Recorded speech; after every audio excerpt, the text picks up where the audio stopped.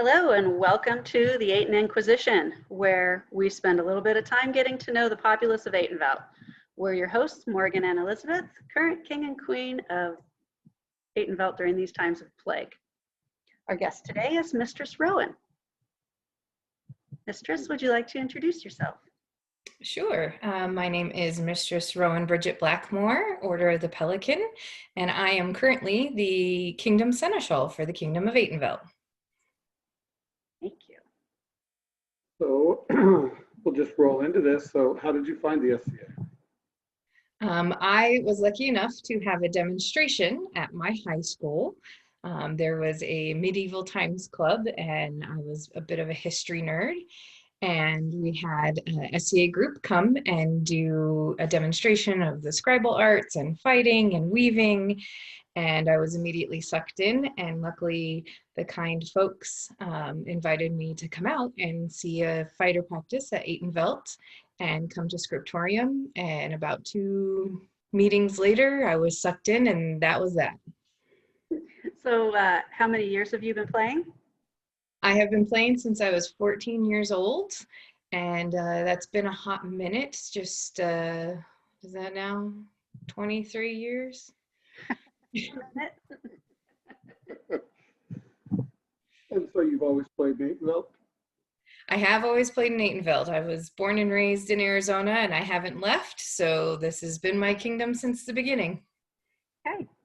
So what is one of your favorite stories from way back in the day when you started playing? Oh my goodness, that takes some thought. I think one of the most favorite stories I have is when I first started serving. One of the first jobs I took on was a deputy to the Royal Liaison of Australia War. And at the time, nobody knew how old I was. They all just made an assumption, especially since my parents didn't play and everybody kind of adopted me for events, that I was older. So right before war started, they were issuing golf cart licenses, and I couldn't have one because I wasn't old enough to drive. So it came to light that I maybe was not the best person to be the face to the royals, but since I had been since the beginning, I was still granted the ability to be royal liaison deputy. And it was just quite comical because everyone was like, shh, just don't tell anybody how old you are, and we'll be fine. We'll be fine. So it was just kind of this weird secret that wasn't a secret because everybody knew at that point, but they were just like, oh my gosh, how did we let this happen? But I did it for 3 years total, and it was a blast, and I learned a lot and had a lot of fun. And so now in your role as Seneschal, does that make you kind of shudder? It does make me have a little bit of a heart attack and go, oh my, yeah. But in truth, we have some amazing youth in this kingdom, and a lot of people who have been raised in this game who do phenomenal work already. And who am I to hinder them from participating and contributing, because that's how we continue as a society. So I'm saying if somebody's game, so long as they have the appropriate guidance and assistance, let them go for it. Fair enough. So tell us about your persona, your heraldry. My technical persona is a 13th century Viking Celt. The reason I picked that is when I was being assisted to research it. My fair skin and red hair. Yes, it's actually real red hair. My biggest piece was I wanted a culture in which women had strength as well as education. And within that particular culture, women could do math, women could read and write, women were heads of the households, and that was important, especially as an aspiring scribe. So that was the culture that I went with. Plus, they have cool clothes and lots of bling. Who doesn't like jewelry? Right. My heraldry is 4 eyeballs, with a Celtic cross, and red heraldically is cross-eyed. And the reason for that is my love of knotwork as a scribe. I used to love doing very, very intricate knotwork with lots of color and blending all of that paint together. And people would just say, how does that not make you go cross-eyed? And it just kind of spoke to me. So that's how I ended up with the heraldry. That makes sense. So, okay, so you are Kingdom Seneschal. Do you I have am. goals at this point in the SCA? I never thought I'd be here. I joke that I literally started in the mailroom at Estrella War. I did under, some people will remember Michael of Marlborough. He used to run the delivery, FedEx and UPS delivery center for the merchants at Estrella War. And I started there helping him out and now made it here. Would it be cool to be crowned one day, Your Majesty? Sure, but I think I can say I have served in a lot of offices. I've had a very well-rounded SCA career. I just go where I'm needed and what inspires me and what I feel like I'll be good at. So we'll see what comes up next. Okay. So of all the jobs and art that you've done along the way, what are you especially proud of? Oh, goodness gracious. I love my work in first aid at Estrella. I love helping people. It's what I do for a living. I love that people trust me to help provide care to them and their families, even especially in our game. That's a lot of trust that people put in you, and that I hold very dearly and want to keep people on site and be able to keep playing and having a good time. As well as keep the event safe. So I think that's one of the things I'm most proud of and I love doing every year. And I loved being Kingdom Scribe for the short amount of time that I was doing it. That was, again, a lot of organization, a lot of learning. That was my first introduction into a Kingdom office. And if anybody doesn't know how hard those scribes work, man, they put in a lot of hours, a lot of time, heart, soul into that, and being in charge of that artwork, that little piece of their heart that they've put on paper. That was a lot of responsibility and one of my pride and joys. So you're obviously service-minded because you are a Pelican. Is there something that doesn't really fall in line with your, typical path that you have passion for, that you love within the SCA? Well, I do love fighting. It's been a while since I've been able to do that. And His Majesty will speak to the fact that I'm a lazy student. So I am hopefully going to get back at that. Most people don't think of that as service. I would disagree. I think the fighters of our kingdom provide a lot of service to our kingdom. They're a big face of our kingdom. But I look forward to getting back in armor and getting back out on the field now that I won't, in the next year be Kingdom Seneschal and pregnant and things like that have prevented me from being on the field. So that's not exactly within the normal service realm, but something I definitely look forward to. So with all of the different aspects of the SCA, is there anything that you've never tried that you really like to? I haven't done a lot of archery. That always interests me. I think that would be a lot of fun. And the brick ovens have always fascinated me.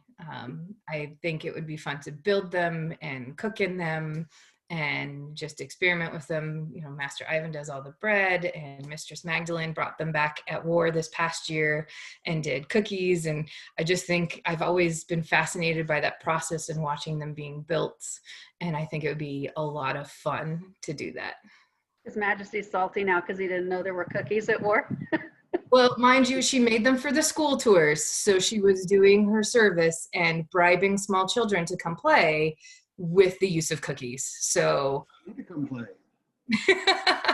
Salty. Yes. So is there anything that you want people to know that they can come to you to learn about or talk about, specifically like something that you know? I don't claim to know a whole lot of anything, honestly. I think, if anything, I am like a phone directory. Because of the position I'm in and because of the way I came up in the SCA, I know a lot of people, not necessarily closely, but I know a lot of people who do all the things. So I'm a good reference to be like, this person here can help you do that thing, or this person here knows how to do that craft, and usually can make that introduction. And I think a lot of people find me intimidating because I'm always busy and always doing something and kind of look serious half the time. But once you get to know me, you'll find out I'm a giant goofball uh, who really doesn't have a plan most of the time. I'm just winging it. But I'm happy to help. Like, if you have a question, I'll be like, yeah, how can I help you with that and get you to the person who can best continue you on that path? Well, I'd ask what you're most known for, but I think you just answered that. Again, I don't know that I'm known for anything other than just randomly being busy.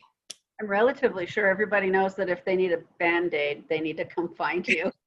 Yeah. I do always have Sell yourself short that you don't think people think that of you. Or staples. Staples, Band-Aids, if you're really nice, you'll get the Spider-Man Band-Aid. Noted. So what advice would you have for a brand new player? Pace yourself.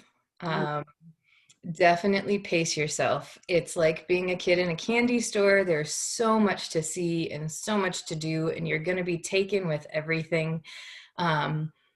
Just go slow. Everybody is so willing to share their heart in this game, and they want you to know all the things and get you going so strong, so fast. It's okay to just pick one thing and learn it and get into that and then move on to the next thing, because otherwise it gets very overwhelming sometimes very fast.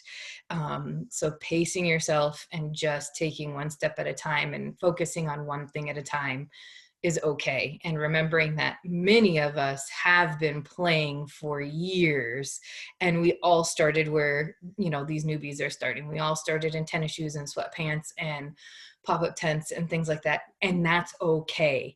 We respect that.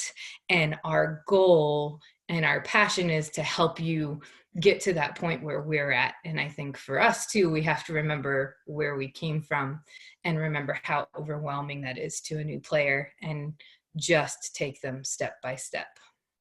Totally agreed. Like, fun fact, our first Estrella, we had a 3-man pup tent with a queen size air mattress that you could see all the way around outside the tent. And it was super, super cold Estrella. No fire pit. And we didn't know anything about camping. So like, we were direct on that air mattress, just freezing all night long. Yeah. So absolutely agree.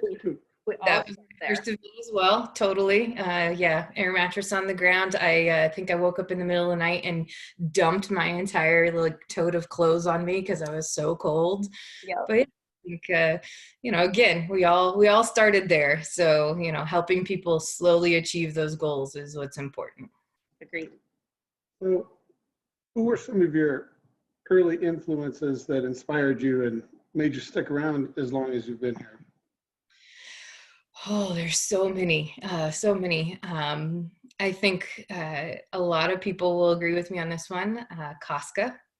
Casca was one of the first people I ever met, and was very much a protector and made sure I stayed out of trouble because, young girl in the SCA, and like I said, my family didn't play. So I had a lot of wonderful people who took care of me and allowed me to play. Alex the Scribe, who's no longer in this kingdom, honestly was my introduction into the SCA and was responsible for bringing me into the game, and is still a big part of my life today. She got me into the scribal arts, and she even taught me how to drive eventually when I could. And Master Billy Flanagan, who is now in the Outlands. His household adopted me for sure. I used to laugh because, you know, somebody had to have custody of me at every event. So they just kind of rotated the responsibility of who was going to be the official adult that weekend. So there were a lot of wonderful people in my life when I was younger, and still to this day that I'm look up to, and I'm so happy to have met and have been a part of my life. So is there a particular story that you could tell us that really set you as that this was your home?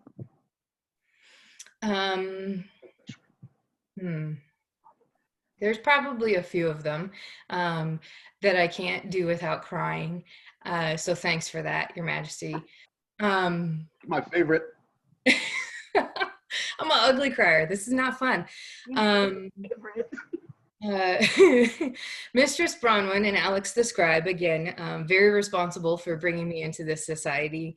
When I was a young teenager, my mom was a single parent, very, very busy. I spent a lot of time on my own, and they took very good care of me. And for that, I will always be thankful. And then they gave me this family, which I still have to this day. So that's huge. That's a huge part of who I am and who I continue to be. And I look forward to raising my daughter in this because of that. And while, you know, I have my mom still and my wonderful stepdad and everything, when you are young and impressionable and life can go so many ways, it's so important to have people like that in your life who give you a direction and a meaningful one. So thanks for making me ugly cry. Proud of yourself right now. Jeez. I am actually. So he's the mean one. Okay. He is the mean one. I'm just making you relive moments that you cherish. I do, very much so. I do. So this is almost an absurd question. What have you been keeping yourself busy with during the pandemic? You know, nothing. As most people know, I am a nurse by trade and now a nurse practitioner by trade. So I have been blessed to work with some fantastic people, and we have been very busy during this time frame, keeping people safe and healthy as much as we can. And COVID has been something I never thought I would live through in my profession. And, you know, here we are, and it's definitely keeping me busy and on my toes.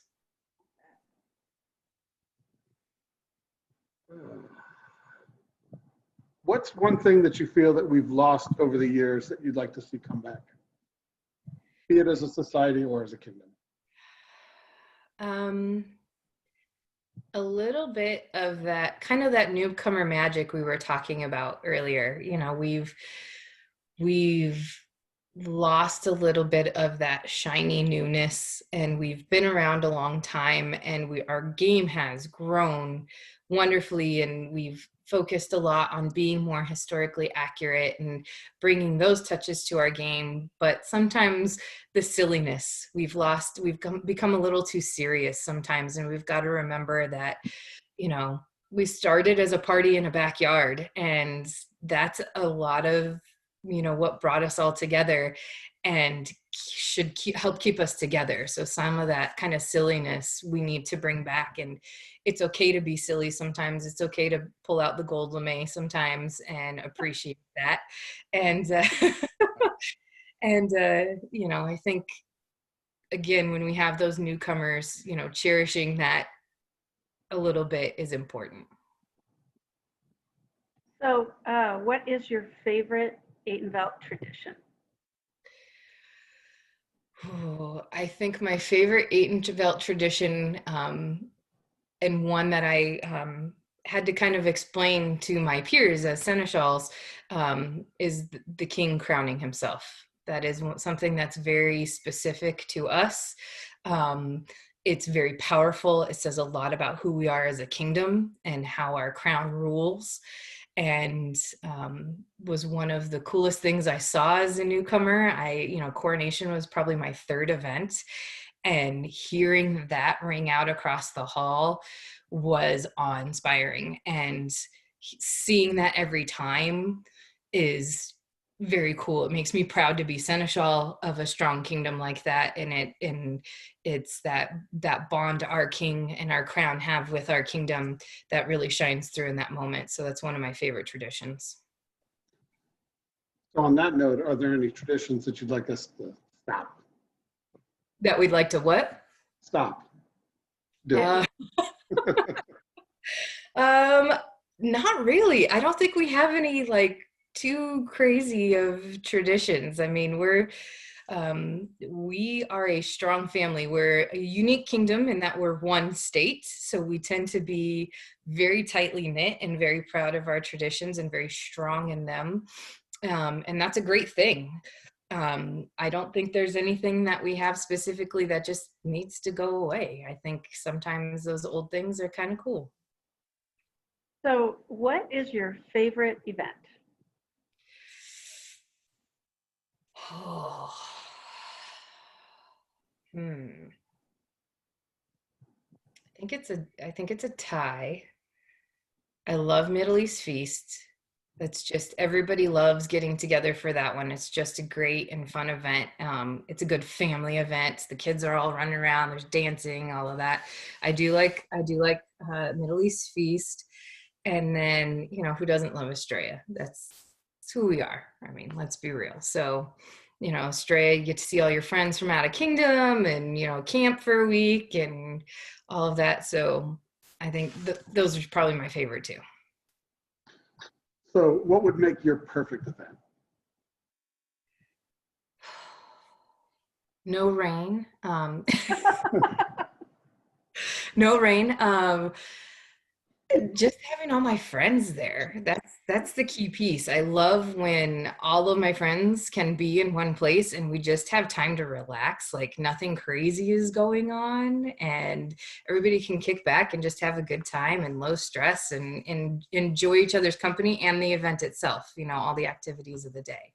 That's like a perfect event when, no fires to put out. Literal or otherwise? Literal or otherwise, yes. Play safe, have your fire extinguisher at your campsite, I'm just saying. So on that same vein, what would you add to events to make them better? More time. More time. I think everybody is always like, oh, it's over already. More time, and I love when there is more family inclusion, when you can see the little ones more involved and the kids more involved. I think that is a huge factor for people wanting to come out, is when everybody is entertained and gets to participate. So, there's a lot of stuff that society is trying to do to bring families back in and closer together. And I love seeing some of the stuff that they're coming up with, but I think some more inclusion of all of our age groups would be really important. Do you have a favorite out of kingdom event? Now you're going to make me make enemies in other kingdoms. That's not supposed to be neutral. I have had the joy in serving your majesties as head lady in Chatelaine of getting to travel a lot of places, and I have enjoyed several out of kingdom events that I would love to go back to. Outlandish and Uprising and Battlemore is a lot of fun, and Great Western. I would say probably Great Western is one of my favorites. So, it's good weather, and again, a lot of our friends are there. It's just a very laid back, relaxed event with a lot of fun things throughout the day. So I really enjoy Great Western. Same, actually. Yeah. Yeah. So what does the word peer mean to you? All the heavy hitting questions. Right? You gotta space those out. Peer, an example, lead by example being the key piece to that.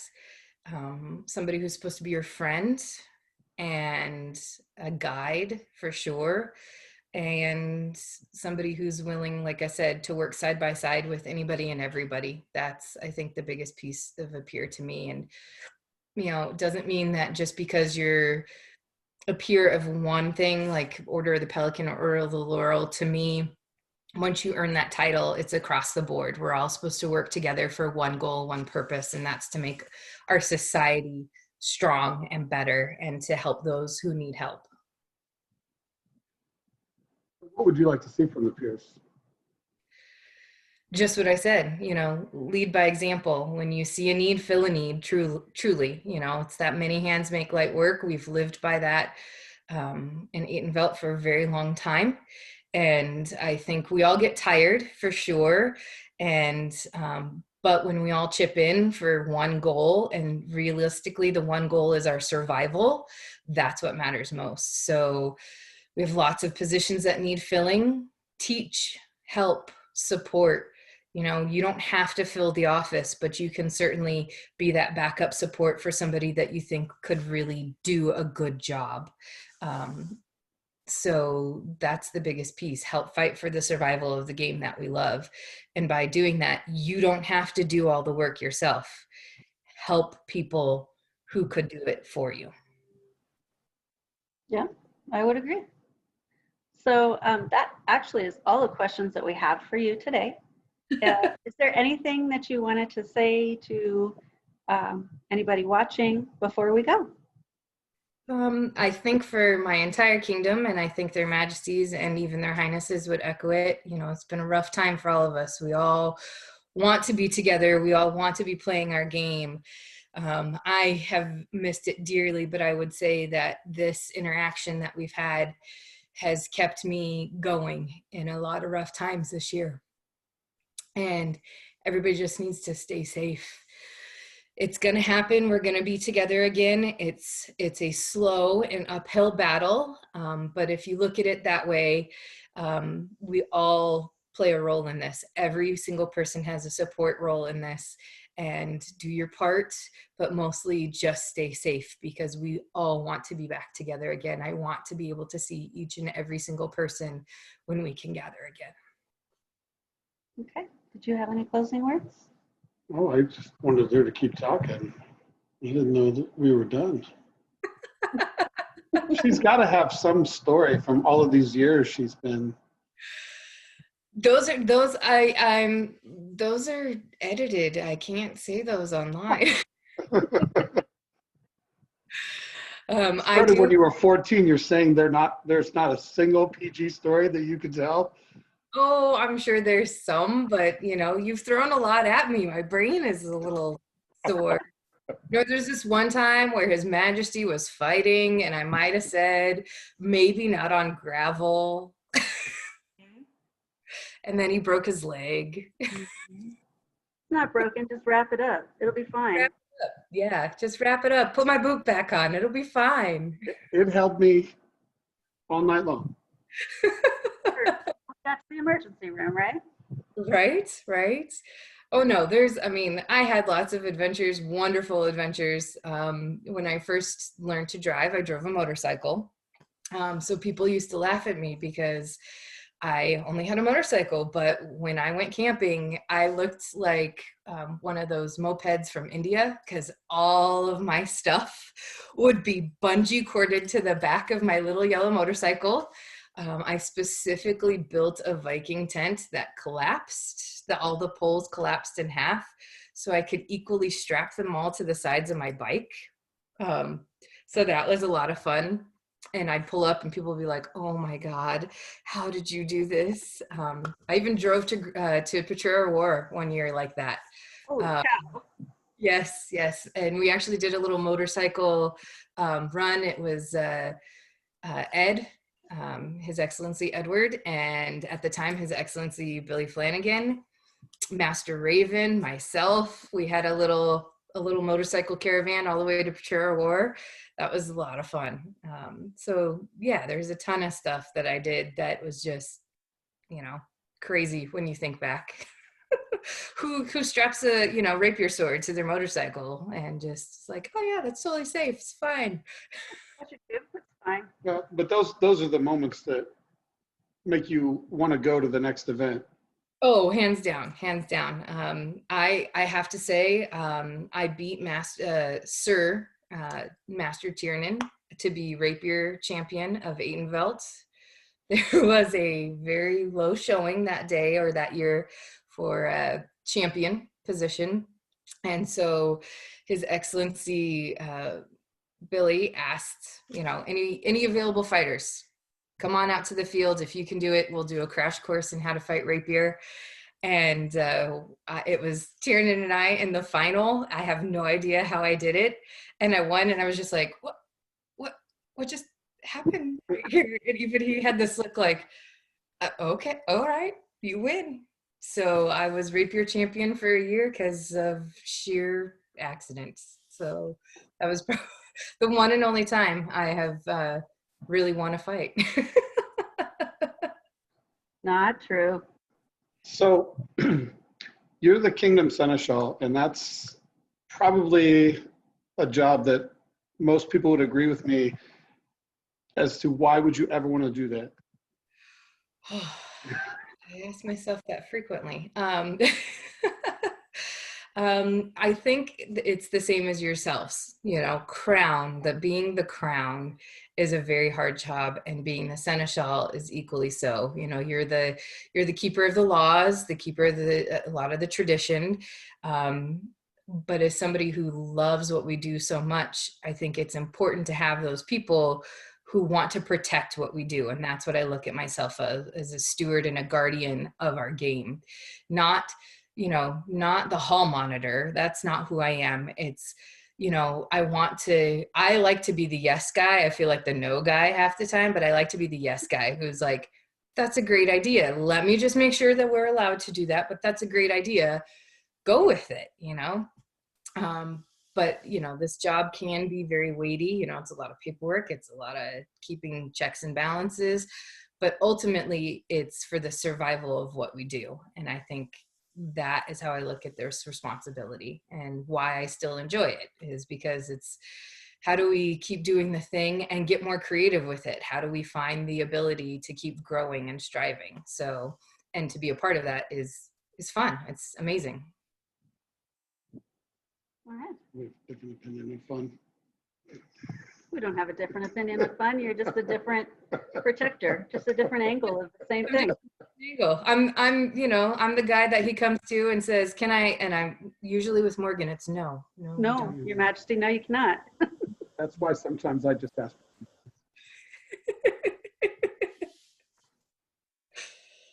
But, you know.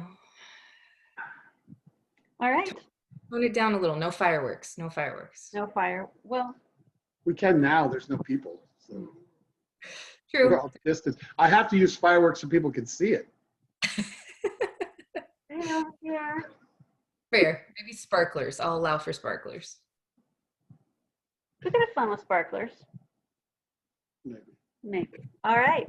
Well, thank you so much for joining us and taking time out of your schedule to sort of get to know, get yourself known to the populace of Atenveldt. We really appreciate you talking with us today, and we look forward to seeing you and all of you very soon. And to anybody that's afraid of Mistress Rowan, don't be. She really is a big goofball. All right. Okay. Thanks, everybody. Thank you.